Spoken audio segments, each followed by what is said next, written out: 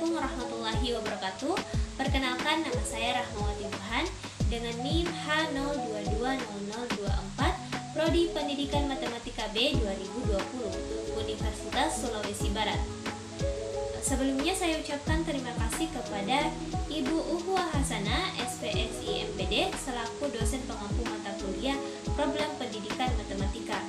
Nah, pada video kali ini saya akan membahas mengenai permasalahan pembelajaran matematika di SMA, SMK atau MA dan solusi alternatifnya. Problematika belajar adalah suatu permasalahan yang dihadapi oleh peserta didik yang kesulitan dalam suatu pelajaran. Nah, pada jenjang SMA, SMK atau MA ada beberapa bentuk permasalahan belajar matematika yang dialami oleh peserta didik. Nah, yang pertama, kemampuan berhitung yang masih rendah. Memang tidak bisa dipungkiri bahwa kemampuan berhitung ini sangat diperlukan. Hampir di keseharian diperlukan yang namanya berhitung. Namun berhitung terkadang sangat sulit untuk dipelajari, apalagi di jenjang SMA di mana tingkat kesulitannya juga pasti meningkat. Nah, faktor penyebab kemampuan berhitung masih rendah adalah siswa masih belum memahami konsep dasar matematika, kurangnya latihan di rumah atau tidak mengulang kembali pelajaran tersebut di rumah, dan siswa kurang memperhatikan guru pada saat pembelajaran. Nah, solusi yang dapat diberikan yaitu yang pertama, buat konsep belajar yang menyenangkan.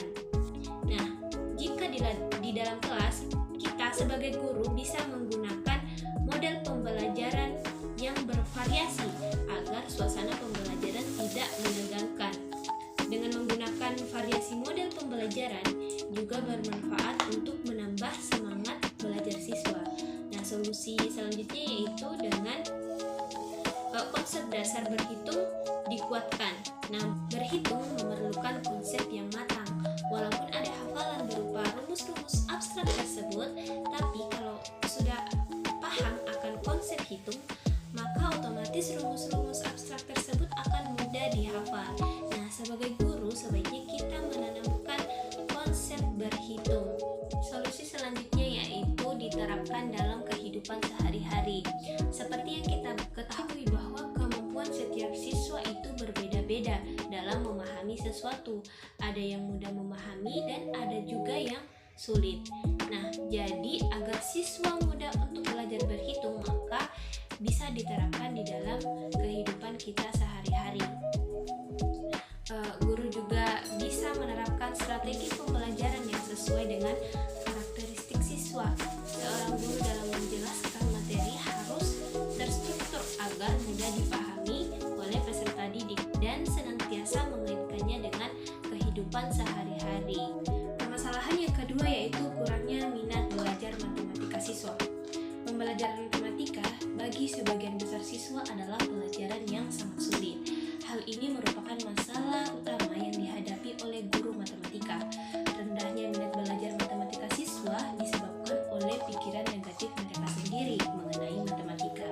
Di benaknya, matematika adalah pelajaran yang sangat sulit, membosankan, dan sebagainya. Faktor penyebab masalah kurangnya minat belajar matematika siswa ada dua, yaitu faktor internal dan faktor eksternal. Faktor internal seperti kurangnya minat baca siswa, kurangnya kemauan dan keinginan siswa dalam belajar, apalagi belajar matematika, karena dianggap sebagai pembelajaran yang sulit dan membosankan. Dan kebiasaan belajar seperti menyia-nyiakan kesempatan belajar dan terlalu cenderung bermain dan jarang mengulang pembelajaran di rumah.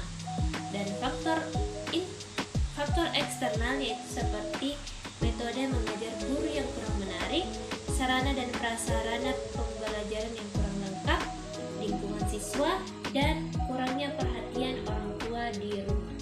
Nah, solusi yang dapat diberikan oleh guru untuk meningkatkan minat belajar matematika siswa yang pertama yaitu bersemangat ketika mengajar matematika.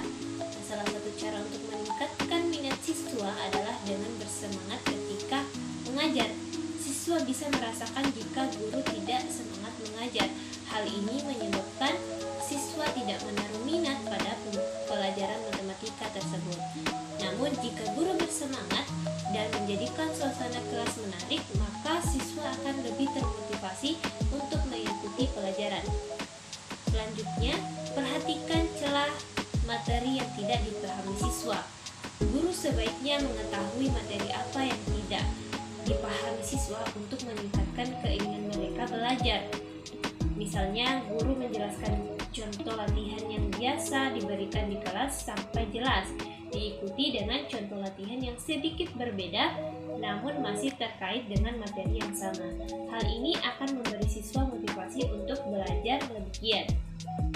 Selanjutnya, memberi contoh pengaplikasian matematika dalam dunia nyata. Contoh pengaplikasian materi di kehidupan nyata dapat guru berikan pada awal pembelajaran. Hal ini agar siswa dapat mempunyai minat dan menjadi termotivasi terhadap materi yang akan dijelaskan guru. Selanjutnya, memberikan tantangan pada siswa. Memberi tantangan sangat penting untuk menciptakan antusiasme siswa dalam belajar. Namun, guru harus memilih tantangan yang sesuai dengan kemampuan siswa karena tujuan diberikan tantangan ini adalah untuk menyemangati, bukan menurunkan minat siswa. Nah, permasalahan yang terakhir adalah kesulitan dalam memahami pelajaran matematika. Faktor yang menyebabkan kesulitan dalam memahami pelajaran matematika yaitu yang pertama, faktor internal, seperti kurangnya siswa memiliki kemampuan dasar atau intelijensi. Selanjutnya yaitu kesehatan tubuh. Masalah kesehatan yang sering muncul dan berdampak pada siswa adalah kondisi fisik siswa yang kurang sehat pada saat mengikuti pembelajaran. Siswa tidak konsentrasi belajar dan akan merasa mengantuk ketika pembelajaran matematika, mengindikasikan kondisi fisik tidak dalam keadaan yang optimal. Dan faktor eksternal yaitu seperti penggunaan media atau alat peraga pembelajaran masih tergolong kurang. Selanjutnya yaitu situasi keluarga. Kurangnya perhatian dari orang tua dapat disebabkan karena orang tua sibuk bekerja sehingga kurang memperhatikan pelajaran anak di sekolah. Hubungan baik siswa dan orang tua perlu dibangun agar orang tua senantiasa mengetahui kebutuhan siswa dan kesulitan yang dialami oleh siswa. Selanjutnya, beban belajar terlalu berat. Permasalahan ini biasanya dialami oleh pelajar yang dari segi usia lebih muda dibandingkan dengan usia idealnya. Pelajar dengan usia yang lebih muda juga memiliki kecenderungan perkembangan otak yang belum optimal. Alhasil ia akan mengalami kesulitan untuk menyerap materi pelajaran yang disampaikan oleh guru di sekolah ataupun materi yang ia pelajari secara mandiri. Selanjutnya yaitu stres akibat target belajar yang berlebihan. Penentuan target yang berlebihan justru sangat berpotensi menyebabkan stres berat. Siswa akan berusaha memenuhi target bahkan hingga batas kemampuan mereka. Ketika pikiran dalam kondisi stres, kemungkinan besar otak tidak mampu berpikir dengan baik, termasuk memahami materi pelajaran yang sedang dipelajari. Selanjutnya yaitu lingkungan belajar yang kurang mendukung. Ada banyak penyebab suasana lingkungan belajar menjadi kurang kondusif, seperti ada godaan untuk memainkan smartphone, ada gangguan suara dari TV, adanya cemilan, godaan untuk ngobrol dengan teman, dan masih banyak contoh lainnya. Nah, adapun beberapa solusi yang dapat dilakukan oleh guru, orang tua, maupun siswa itu sendiri untuk mengatasi permasalahan kesulitan dalam memahami pelajaran. Yang pertama yaitu meningkatkan fokus. Fokus merupakan kunci untuk belajar.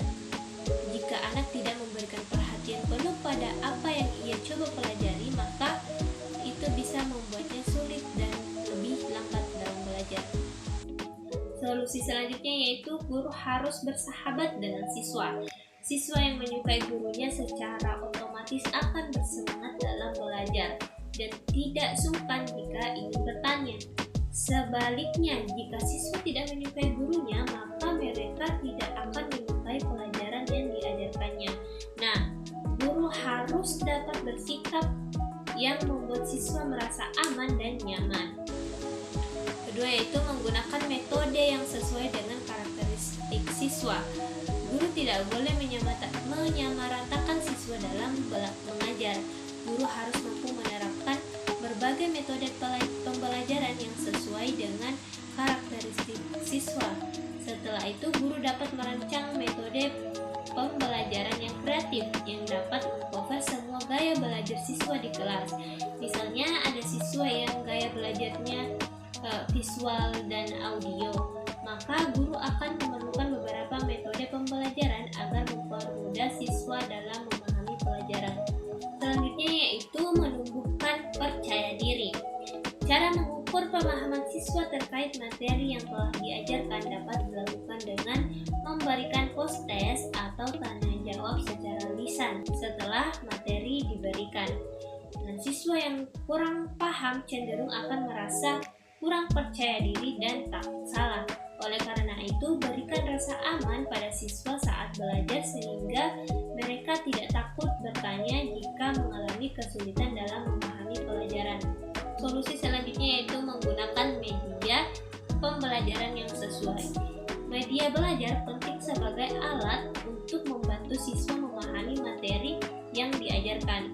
Jika media yang digunakan tidak sesuai dengan materi dan juga karakteristik siswa, tentu saja akan berpengaruh pada tingkat pemahaman siswa, apalagi jika media justru menjadi distraksi saat belajar. Yang terakhir yaitu lingkungan yang mendukung. Faktor lingkungan tentu memegang peran penting dalam proses belajar. Saat belajar perlu diperhatikan tempat belajar, alat-alat belajar, suasana di sekitaran tempat belajar, dan waktu.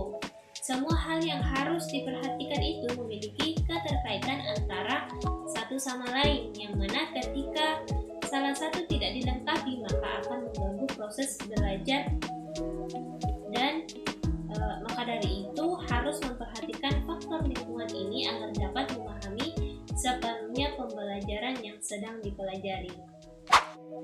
Nah, itulah tadi penjelasan dari